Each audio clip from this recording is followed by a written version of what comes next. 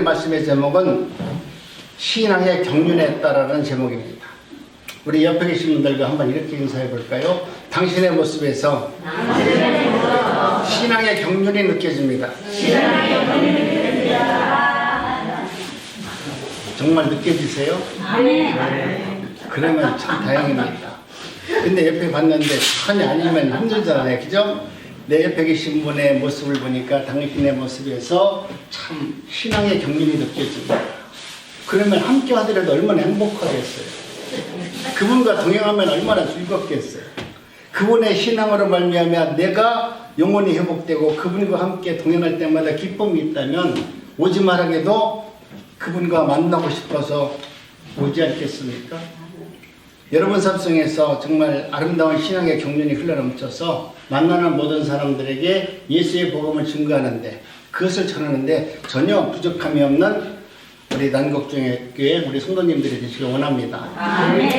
어느 날 한 노인과 손자가 아름다운 단풍길을 이렇게 걷습니다. 저 아름다운 단풍길을 걸으면 얼마나 행복할까요? 그림 보세요. 저 그림을 보니까 너무나 아름답죠.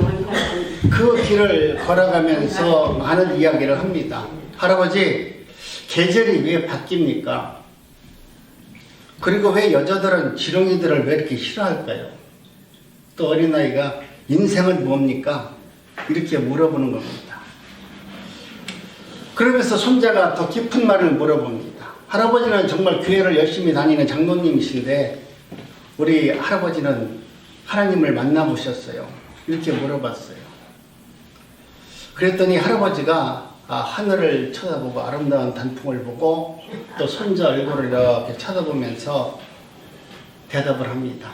얘야, 나는 이제 점점 마음이 예수 그리스도 외에는 아무것도 보이지 않는단다.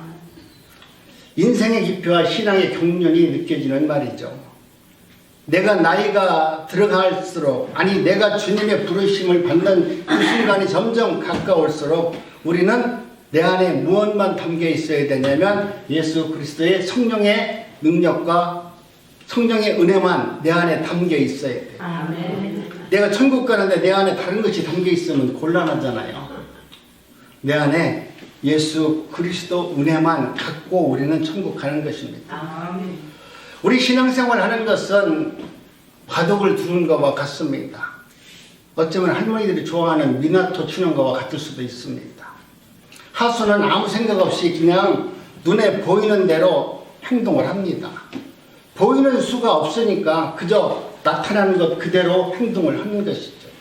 모든 것이 즉흥적입니다. 그 안에 반상 안에 이루어지는 어떠한 많은 수들이 있는데 그런 것을 읽어내지 못하고 눈에 보이는 것만 그것만 전부인 것처럼 그렇게 두는 거예요.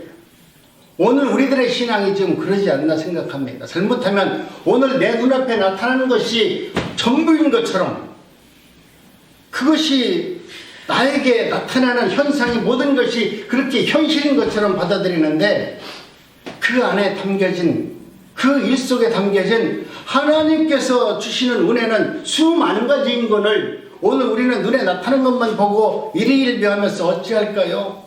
하나님은 어디 계세요? 그런다면 우리의 신앙은 말 그대로 초보신앙이고 경륜은 20년이고 경륜은 50년이라 할지라도 그 신앙 안에서 진리 안에서 자유를 느끼지 못하잖아요. 그렇기 때문에 여러분 하수는 맨날 고수와 장기를 두던 바둑을 두던 심지어 할머니들이 좋아하는 미나토를 치던 고수한테는 맨날 당하는 거야. 그것도 아슬아슬하게. 오늘 내가 운이 나빠서 좀 이러는가 보다. 근데 운이 나빠서 이런 게 아니에요. 고수한테는 질 수밖에 없습니다. 고수는 여러분 신앙의 깊이가 있는 사람은 오늘 내 앞에 일어나는 현상 앞에 내가 일희일비하지 않고 이 속에서는 반드시 하나님은 선하신 뜻이 있을 것이다. 지금 내가 하나님의 뜻을 분별 못하니까 하나님께서 일하시도록 나는 조용히 기도하면 하나님께서 그 뜻을 분별할 수 있는 은혜를 줄 것이다.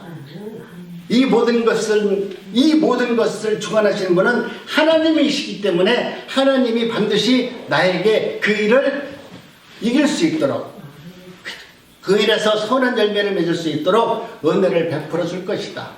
그렇지만 오늘 내가 당하는 이 고난도 나는 그래서 기쁨으로 잘 감당하겠습니다. 얼마나 아름답습니까? 고수가 된다는 것은, 여러분 신앙이 경험이 된다는 것은 생각을 한다는 거예요. 내가 오늘 일 앞에서 어떤 것 앞에서 그저 어찌할까 그런 것이 아니라 내가 하나님의 은혜를 충분히 받은 사람은 이 믿음의 경륜 안에서 어떤 문제가 닥친다 할지라도 그 문제 앞에 조급하거나 두려워하는 것이 아니라 하나님의 지혜를 구하고 하나님의 말씀이 있을 때까지 그 자리에서 열심히 무릎 꿇고 기도하면 하나님의 은혜가 임하게 되는 것입니다. 우리의 신앙생활도 여러분 마찬가지입니다. 율법 아래에서 종로로 해본 사람은 율법을 경험하지 못한 사람들과 전혀 다른 모습으로 율법을 대합니다. 율법을 대하는 자세가 다르다는 거예요. 오늘 우리는 율법이라는 것은 교훈과 책망이 있는데, 여러분 교훈과 책망 속에서 받아들일 때 나를 갖다가 교훈하면 어떤 분들은 기분 나빠할 수도 있어요. 책망하면 더 기분 나빠할 수 있어요. 그러나 여러분 하나님의 은혜 가운데 이와 같이 내가 은혜를 받은 자면 하나님의 율법을 가지고 우리를 책망하고 교훈한다 할지라도 그 말씀을 여러분 대하는 자세가 다르다는 거예요. 교회 생활을 충실히 해본 사람과 건성건성 대충 해본 사람은 교회에서 행하는 일들과 삶의 모습이 전혀 다른 모습으로 나타나는 것입니다. 여러분 율법의 정신을 올바로 아는 사람은 하나님의 말씀을 경히 여기지 않습니다. 그 말씀이 내게 기분 나쁘고 그 말씀이 내가 가시처럼 내가 그 말씀 때문에 상처를 받는다 할지라도 그 말씀을 경히 여기지 않고 오히려 그 말씀이 오늘 내 심부를 쪼개서 나를 변화시키려는 하나님의 말씀이구나 라고 그 말씀을 받아들이는 것입니다. 그래서 교회를 소중히 여기는 분들도 교회에서 행하는 모든 일을 가볍게 여기지 않고 공동체 안에서 어떻게 하면 내가 이 공동체 안에서 내가 누구를 섬기고 이 교회를 섬겨서 하나님의 나라가 더 충만하고 이 교회에 오는 모든 사람들이 성령의 은혜 가운데 서로 교제하며 교통하며 아름다운 공동체로 만들 것인가, 내가 먼저 희생하는 자리로 내려가는 것입니다.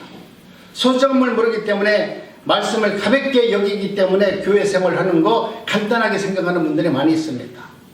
여러분 사도 바울은 지독한 율법주의자였습니다. 그러다가 다메섹에서 우리 예수님을 만나게 되죠. 예수님의 성령이 내 안에 쏙 들어오고 나니까 사도 바울은 어떻습니까? 은혜 안에 있으면서도 바로 율법을 가볍게 여기지 않았어요. 내가 하나님의 은혜가 충만한 사람은 율법에 대해서도 모든 것을 다 하나님의 복음으로 받아들인다는 거예요. 그 율법은 옛것이니까 버리고 하나님의 은혜만 구하는 것이 아니라 율법도 복음이라고 믿는 것이죠. 율법 안에 있을 때는 율법이 법이었고 내가 은혜 안에 돌아보니까 율법이 하나님의 은혜로 주어진 것이라는 것을 알게 됩니다.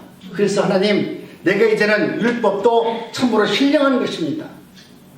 율법도 내게 그 받을 때는 너무 힘들고 어려웠는데 내가 그 율법을 받고 나니 그 율법이야말로 가장 하나님께서 내게 주신 신령한 은혜였습니다.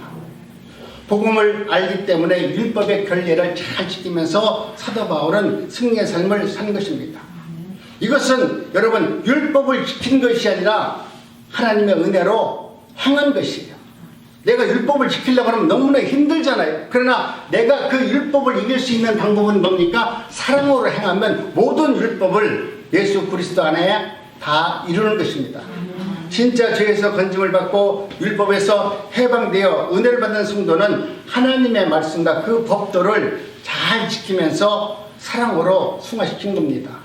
교회를 진심으로 사랑하게 되어 있습니다. 신앙생활은 건성건성하고 그렇게 하는 것이 아니라는 것을 알게 됩니다. 은혜 안에 있는 성도는 율법을 법으로 받지 않고 하나님의 진실한 사랑으로 받아들입니다. 그만큼 하나님의 은혜가 귀하다는 것을 알기 때문에 말씀 앞에 더 순종하고 하나님의 은혜 가운데 그 말씀의 자리에 나와서 기도하고 예배하는 것을 기뻐하는 것입니다. 이 모두가 하나님 앞에 부대끼면서 하나님께서 내게 나를 통해서 만들어 가시는 신앙의 경륜에 따라서 내가 하나님의 사랑의 깊이를 알게 된 것입니다. 그만큼 우리의 인생살이가 깊고 넓고 복잡하다는 거예요. 내가 예수를 믿는데 간단한 것이 아니라 예수님께서 우리에게 행하시는 모든 일은 깊고 넓고 참으로 복잡하기 때문에 오늘 우리의 인간으로서는 하나님의 뜻이 이거라고 말할 수 없어요. 아무리 하나님께서 어떤 역사를 한다 할지라도 하나님이 이렇게 하셨습니다라는 것은 우리 인간이 할 수 있는 말이 아니에요. 우리 인간은 하나님이 어떤 말씀을 하셨다면 그 말씀 앞에 순종하는 것이 우리가 하나님 앞에 대하는 뜻이지, 하나님이 이렇게 하셨습니다, 이것은 하나님 외에는 할 수 없는 말이에요. 목사가 할 수 있는 말이 아니에요. 그런데 목사들이 하나님이 이렇게 하셨다 이런 말을 심히 하는데 이것은 심히 하나님을 모욕하는 겁니다. 그러나 오늘 우리는 하나님의 은혜가 그 사랑의 경륜이 아플수록 여러분 하나님 말씀을 우리가 측량할 수 없다는 것을 알게 됩니다. 내가 처음 기도했더니 교회에 다니더니 아니 내가 신학교에서 잠깐 학생들도 좀 가르쳐 본 적이 있는데 그때 와서 보니까 젊은 학생들이 신학생들이 와서 뭐라고 하냐면 내가 당신은 왜 신학교 왔습니까? 물어보면 우리 하나님이 다 보여줬대. 나는 하나님 말씀을 아침 저녁으로 봤는데 오늘은 오른쪽으로 갈까요? 왼쪽으로 갈까요? 그것도 하나님 가르쳐준대. 그래서 나는 목사가 돼야 되겠대. 그래서 훌륭하다. 앞으로 그런 성령의 충만한 은혜로 하나님께 좋은 조명을 받아가면서 진리의 길에 들어서라. 그렇게 얘기했더니 2년 지나면 그 다음서부터는 2년간 공부하면은 그 말이 한마디도 안 나와요. 아니 2년 전에는 왜 하나님께서 조명해 주더니 학교 와서 공부를 열심히 했으면 더 많이 보여줄 건데 지금은 안 보여줘? 그러면 이거 모르겠어요. 지금 전혀 모르겠어요. 여러분 오늘 우리가 신앙의 경륜이 높다는 것은 하나님을 많이 안다는 것이 아니라 여러분 어떤 의미로 우리가 하나님을 대해야 되냐면 내가 신앙의 경륜이 없다면 무슨 말을 해야 되냐면 내가 하나님의 말씀을 내가 깊이 묵상하면 묵상할수록 나는 하나님에 대해서 모르겠어. 왜? 하나님이 얼마나 위대하기 때문에 내가 알고 있는 이 눈꽃만큼 아는 걸 갖고 안다고 말하는 것이 얼마나 부끄러운지 알기 때문에 나는 도저히 하나님이 누군지 모르겠어. 그래서 나는 내가 나이를 먹고 내 신앙의 경륜에 따라서 느낀 것은 그래 이제는 내가 무엇을 안다고 말하는 것이 아니라 하나님께서 주시는 그 말씀 앞에 순종하는 것 외에는 하나님의 뜻을 이룰 수 있는 것이 없구나. 내가 그것을 나는 배웠어. 이게 신앙의 경륜에서 나타나는 하나님의 은혜자의 모습입니다. 오늘 본문 은혜 가운데 보면은 성전에서 물이 흘러나옵니다. 그 물이 발목에서부터 온몸으로 채워가는 과정을 말합니다. 처음엔 내 마음대로 내 뜻대로 생각한다는 것이죠.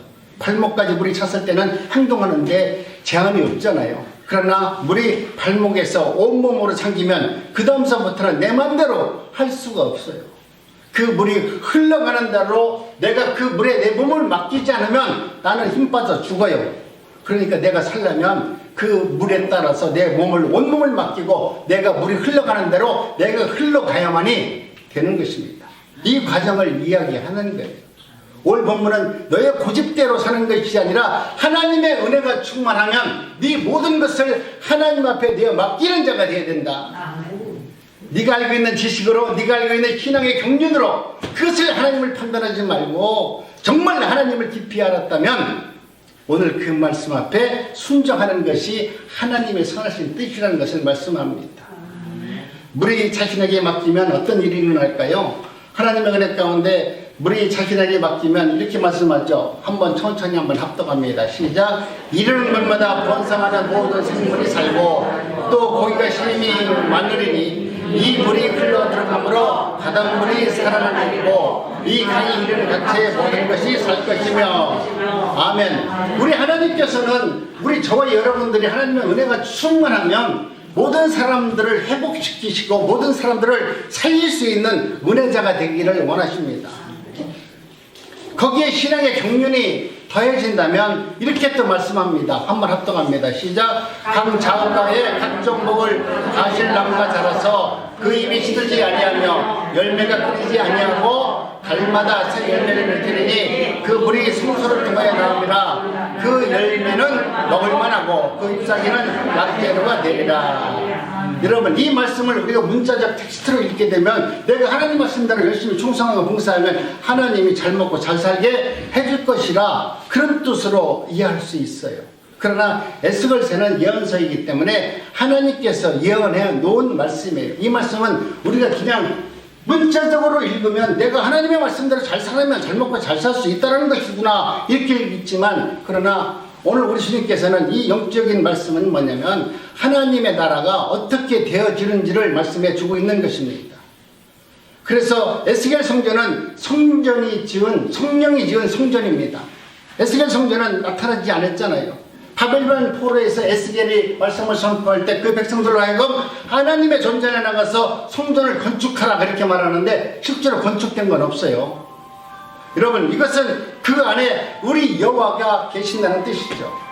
에스겔 성전 안에 내가 하나님이 함께 계신다. 그래서 성령이 지은 에스겔 성전을 여호와 산마라고 말합니다. 이것은 뭐냐면 여호와 산마란 말은 여호와께서 그 안에 함께 계시도다. 우리와 함께 계신다는 거예요. 에스겔 성전은 바벨론 포로에 대한 이스라엘 백성들에게 주어진 말씀입니다. 에스겔 성전은 어느 시점에서 다시 세워주도록 하나님께서 역사하신 성전이 아니라 포로된 이스라엘 백성들에게 그렇게 다시 하나님께서 성전을 세울 것이다. 이것은 마지막 하나님의 새 예루살렘을 세워서 그 백성들을 영원히 살게 할 것이다. 이것을 영적으로 말한 겁니다. 그러면서 말씀한 것을 인자야 내가 내게 보이는 그것을 눈으로 보고 귀로 들으며 내 마음으로 생각할지어다. 이제는 너희들이 눈으로 나타나는 예루살렘 성전 앞에서 예전에 기도했고 그곳에서 하나님을 만났지만, 그래서 너희들이 하나님의 말씀대로 이스라엘 안에서 열심히 충성하고 열심히 봉사했고 열심히 헌신했다라고 하면 너희들이 포로로 됐겠느냐? 내가 너에게 복을 주었고 복을 주고 복을 주고 복 주고 복 주고 복 주고 넘치게 복을 주었어도 너희들은 그곳에서 고작한 것은 너희들을 위해서 산 것이지 하나님의 나라를 위해서 산 적이 없지 않느냐? 내가 너한테 아무리 많은 복을 줘도 너희들은 그걸 가지고 하나님께 영광을 돌릴 수 없는 자다. 그래서 우리 하나님께서는 너희들에게 이제는 눈으로 나타나는 복을 주는 것이 아니라 영적인 너희 마음에 성령이 들어와서 그 성령의 은혜로 너희들을 영원히 은혜대로 살 수 있는 능력을 너희 안에 주겠다. 예수님이 우리 안에 들어와서 하시는 것이 뭡니까? 예수님이 우리 안에 들어와서 하는 것은 하나님의 일도 되지만, 우리 예수님이 내 안에 오셔서 제일 먼저 예루살렘 성전을 눈으로 보는 성전 앞에서 너무나 말을 안 들으니까 우리 주님께서는 이제는 너희 안에 내가 성전을 짓겠다. 이제는 영적인 성전을 내 안에 와서 예수님이 성전을 짓고 그 성전 안에 임재하셔서 나와 교제와 교통을 이루어서 하나님의 나라를 이루어 나가겠다. 여러분, 오늘 우리는 하나님의 은혜 가운데 얼마나 하나님의 말씀을 여러분 영적으로 하나님의 은혜를 깨달으면 그 말씀은 우리에게 이 땅에서 어떠한 불안과 어떠한 역경도 능히 이길 수 있는 능력의 말씀이 됩니다. 내 안에 영적 성전이 세워져야 예수님이 오세요. 그럼 우리는 여호와 산마가 되는 것입니다. 여호와 산마인 성전에서 뭐가 흘러나와요? 하나님의 말씀이 흘러나오는 것입니다. 우리를 성전 삼으신 예수님의 성령의 은혜가 흘러넘침으로 말미암아 그 은혜로 모든 사람들이 다 회복의 역사를 이루기를 원하는 하나님의 뜻이 담겨져 있습니다. 그래서 이 물은 기프가 다르다고 말했죠. 신앙의 경륜에 따라 사람이 다르고 가진 탤런트가 다르기 때문에 신앙의 경륜에 따라 은혜의 기프가 다를 수 있다. 처음에는 발목에서부터 온몸이 잠기는 모습으로 나갑니다.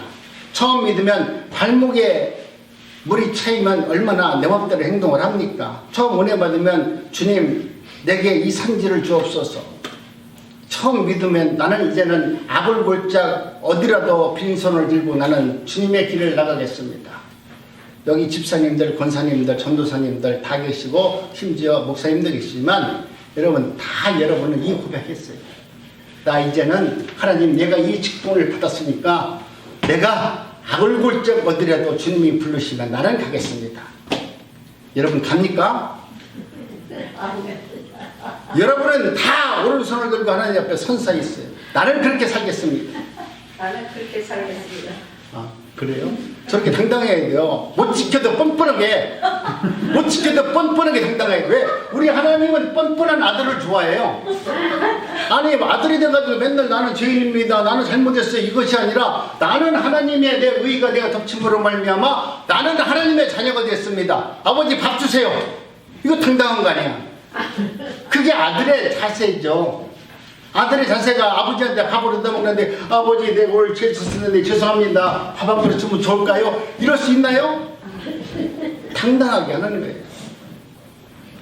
여러분, 신앙의 경륜이 깊어지면 자신은 아무것도 할 수 없다는 것을 깨닫게 됩니다.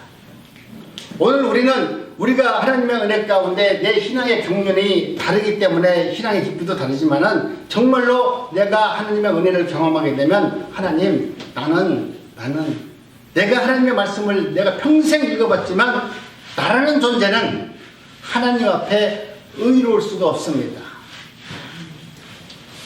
베드로가 5장 8절에서 누가복음에서 베드로의 위대한 고백이 나오잖아요. 베드로가 하나님의 은혜를 충만히 받았고 하나님의 말씀대로 살았는데 예수 그리스도가 자신에게 찾아왔을 때 베드로는 이 위대한 고백을 합니다. 주여 나를 떠나소서. 자기 자신에 대해서 예수님을 잘 안다라고 그렇게 따라다니다가 결국 부인하고서 성령의 은혜로 하나님이 누구신가를 깨닫게 돼서 예수님을 만나보니까 자신의 존재를 안 거야. 아, 그동안은 내가 제자랑 몸에서 손잡고 따라다녔는데 제자가 아니고 나는 죄인이라는 것을 안 거예요. 그것도 1등 수제자가 아니라 1등 도둑놈 사기꾼이라는 것을 안 거예요. 그러니까 거기서 하는 것이 뭐냐면 주님 나를 떠나소서. 당신같이 거룩한 분이 나 같은 죄인과 함께 있으면 안 됩니다. 나는 죄인입니다. 이런 고백을 하는 거예요. 그렇기 때문에 오늘 우리가 신앙이 내 안에 경륜으로 나타난다면 오늘 우리는 나는 아무것도 할 수 없습니다. 하나님께서 하셔야 됩니다. 하나님이 우리 개개인에 대한 계획 또한 영적 에스겔 성전과 같이 오늘 우리들에게 그렇게 다가옵니다. 우리의 가능성을 보시고 그 누구보다도 위대한 계획을 하나님은 갖고 계셔서 우리를 부르셨어요. 하나님의 나라를 세우기 위해서 언약 백성을 삼으셨고 그 백성을 통해서 하나님의 나라가 확장되기 위해서 우리를 불렀지만은 우리의 부족한 믿음은 이 거대한 계획을 실현시키지 못하고 날마다 좌절할 수밖에 없는 나는 연약한 존재라는 것을 알게 됩니다. 그래서 내가 내 힘으로 되지 않습니다. 내 지식과 능으로 되지 않습니다. 스가랴 4장 6절 말씀처럼 모든 것은 하나님의 은혜가 아니면 내가 믿는 이 믿음이 내 믿음이라고 하지만 이 믿음도 내 믿음이 아닙니다. 오늘 우리는 내 믿음이 능력을 쌓기 위해서 기도한다고 하고 무엇을 깨우친다고 열심히 뭘 하지만 그 믿음이 여러분 거 아니에요. 내 믿음이라는 말은 사실 맞지 않습니다. 내 믿음이 아니라 우리 하나님 예수님이 주시는 믿음이 있어야만 그 믿음이 진짜 믿음이에요. 그 믿음으로 우리가 구원을 받는 거지 내 믿음 갖고는 맨날 거짓말밖에 안 해요. 예수님만 팔아먹고 예수님을 대적하는 것밖에 써먹지 않아요. 정말 내 안에 예수님이 주신 믿음이 눈꼽만큼만 있어도 그 믿음으로 우리는 천국에 들어갈 수 있습니다. 여러분, 우리가 부족한 이 믿음은 내가 거대한 하나님의 계획에 방해는 늘 하고 있지만 그래도 우리 하나님께서는 우리를 지명하셨고 우리를 택하셔서 내가 처음 하나님 내가 악을 골짜기라도 가서 하나님의 뜻을 이루겠습니다 하는 우리의 고백을 하나님은 반드시 이루어내십니다. 여러분이 지금 엉터리로 사는 것 같아도 하나님은 반드시 여러분을 구원해내십니다. 여러분들을 반드시 하나님의 거룩한 백성으로 하나님은 만드십니다. 여러분이 기도해서 만드는 거 아니에요. 여러분의 믿음으로 만드는 것이 아니라 하나님이 택하셨기 때문에 하나님은 오늘 내가 비틀거려도 오늘 내가 하나님의 말씀대로 살지 못해도 하나님은 나를 영원히 구원해서 하나님의 나라로 데려갈 것입니다. 그래서 우리는 하나님의 은혜 안에서 내가 신앙의 경륜이 차면 내 믿음으로 내 힘으로 하나님의 나라에 성취하는 것이 아니라 주여 오히려 나를 긍휼히 여겨주세요. 나는 정말로 아무것도 할 수 없습니다. 스로베니아 여행처럼 결국 할 수 있는 그 유명한 말이 나는 개입니다. 이 말이 우리가 듣기에는 가장 거북한 말이지만 결국 그 말이 하나님의 은혜가 충만히 넘친 사람은 하나님 앞에서 나는 걔네도 좋사오니 하나님의 은혜가 임해서 하나님의 나라가 들어갈 수만 있다면 하나님 그로 인해서 나에게 긍휼과 자비를 베풀어 주기를 원하나이다. 여러분, 오늘 우리는 복음을 접하게 되면 처음에 보면은 다 당당하잖아요. 법에 앞서 정의감이 사로잡혀서 데모도 하고 교회 계획을 놓치고 목사가 어쩌고 저쩌고 하면서 여러분 비판합니다. 그러나 여러분, 오늘 우리가 신앙의 경륜이 내 안에 덮쳐오면은 우리는 서서히 율법적인 법은 사라지고 예수님의 은혜가 나타납니다. 모든 것을 주님께 맡기게 됩니다. 저도 요즘 며칠 지나면서 하나님의 은혜를 경험합니다. 동생이 옛날 같으면 내 속을 새기면 당장 내가 사단을 냈을 건데 내가 하나님의 은혜 가운데 법은 점점 사라지고 은혜가 조금 생기니까 그래 네 마음대로 살아라. 그러다가 하나님의 은혜가 덮쳐오면 그것은 하나님의 할 문제지 내가 너를 교육시키고 너를 갖다가 예수 믿으라고 해서 네가 믿는 것은 아니다. 그러니까 내가 내 마음에 자유함이 있잖아요. 내가 자유함이 없으면 저놈의 자식이 형이 얘기하는데 왜 말 안 들을까? 옛날에는 한마디만은 꼼짝 못해가지고 그랬는데 이제는 60 먹은 자식 동생을 어떻게 할 수 없잖아요. 그러니까 속만 끓여다가 요즘에 이제 하나님의 은혜 가운데 자유함을 얻었어요. 이것도 내 뜻대로 되는 것이 아니라 하나님의 뜻대로 되는 것이다. 그러나 나는 내가 할 수 있는 것은 그뿐 기도하는 것 외에는 아무것도 없구나. 결국 내 자신을 밀어넣는 것 외에는 하나님의 뜻을 이룰 수가 없다는 것을 알게 됩니다. 그래서 여러분, 신앙의 경륜이 높은 사람들은 모든 것은 하나님의 은혜 가운데 다 하나, 모든 것이 다 유익이 되고 모든 것이 다 모든 사람들에게 풍성한 말씀으로 다가오지만 행여 내가 옳다고 하는 그것 때문에, 내가 옳은 행동 때문에, 내가 옳은 일 때문에 다른 사람들에게 피해를 주고 있다라면 그것 또한 멈출 수 있어야 된다고 말합니다. 오늘 우리 믿는 사람들이 잘못하는 실수가 뭐냐면 믿음 그리고 자신의 의의예요. 나는 내가 이렇기 때문에 안 하는 사람들을 정죄하는데 내가 이로 인해서 저 안 믿는 사람이 왜 교회를 안 올까 보면은 내 의의가 나타나니까 안 오는 거야. 내가 믿음을 잘 믿는다고, 내가 기도한다고 기도하세요. 기도하면 문제 해결돼요. 이런 엉터리 얘기를 하니까 이 사람들이 하나님 말씀을 안 믿는 거예요. 내가 네 말대로 기도해가지고 너 잘 됐냐? 너 기도하는 대로 네가 하나님의 뜻을 이루었냐? 이렇게 물어보면 어떻게 할 거예요? 그렇기 때문에 여러분, 오늘 우리는 행여 내가 옳다고 하고 내가 이것이 신앙 안에서 분명히 하나님의 말씀인데 이 말씀대로 이렇게 하는 것이 맞다 할지라도 이 행동으로 인해서 상대방이 마음 상하는 일이 있다면 이것은 멈춰야 된다는 거예요. 택한 자를 위해서 내가 갖고 있는 모든 자유, 내가 갖고 있는 모든 풍성함을 다 내어놓는 것이 진정한 믿음 안에서 자유를 누리는 사람입니다. 때로는 교회와 성도들의 유익을 위한 것이라면 자신의 율법 아래 가두는 것이 신앙입니다. 성도는 천국의 서기관처럼 옛 것과 새 것을 자유자재로 선용하면서 살 수 있는 겁니다.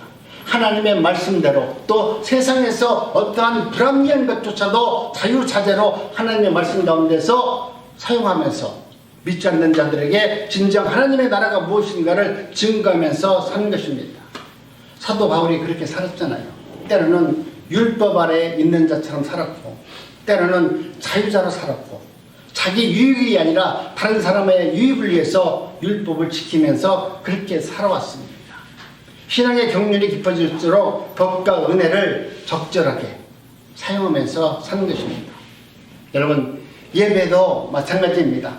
신앙의 경륜이 깊어질수록 예배는 그것이 중요한 것이 아니라 오늘 우리가 예배를 무엇 때문에 드리는지, 그 예배가 얼마나 중요한지 그 가치를 알고 예배를 드리는 것입니다.